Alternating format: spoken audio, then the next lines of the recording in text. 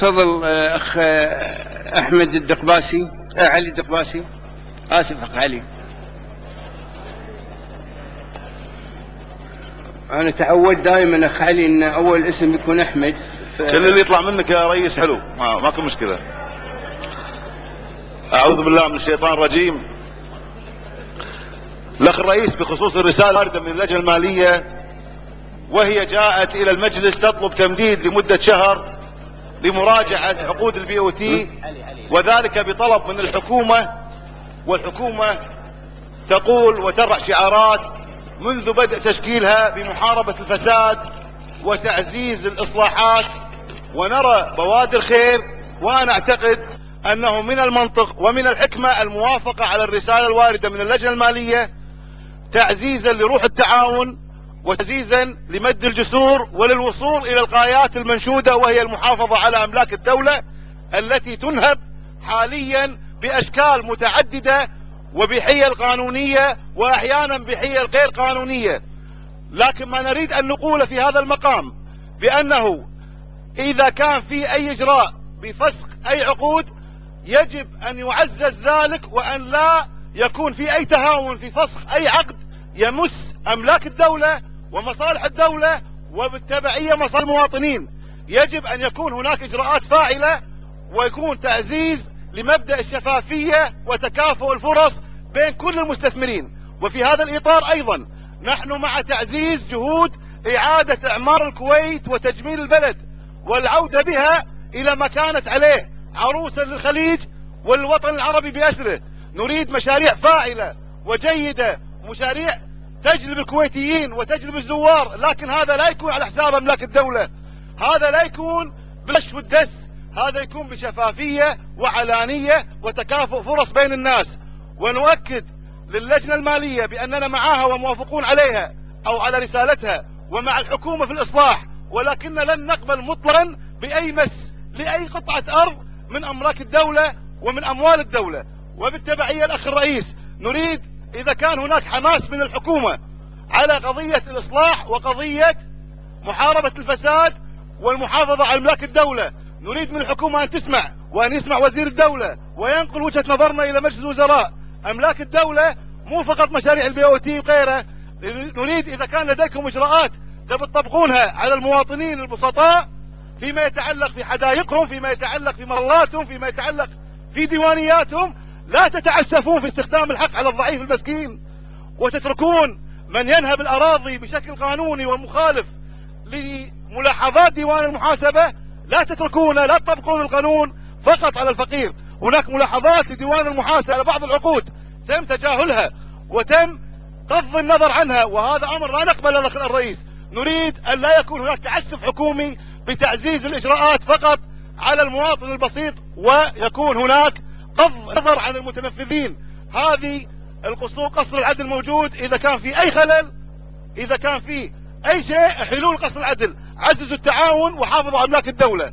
ما يفوتني الأخ الرئيس في هذا المقام إن اللجنة المالية التي طلبت منا أن نوافق على هذه الرسالة أن نناشدها أيضا، نناشدها أن ترعى مصالح المواطنين وأن تعيد النظر في قضيتها أو موقفها من قضية إسقاط قروض المواطنين. نريد أن تلتفت اللجنة المالية إلى مصالح المواطنين. حرام الكويتي يمنع من سياقة التاكسي، حرام الكويتي ينحرم من جمع الوظيفة، حرام يحرمون الطالب الكويتي من الجمع بين الوظيفة والدراسة. هذه إجراءات يجب أن يعاد النظر فيها.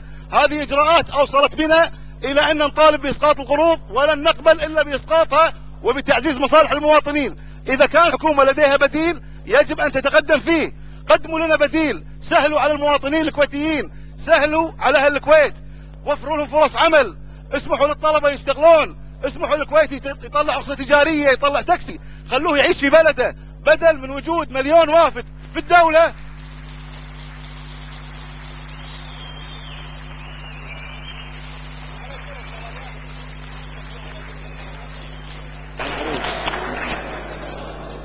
لحظة خالي الأخ الرئيس، ما في لا لحظة آخر مرة لحظة.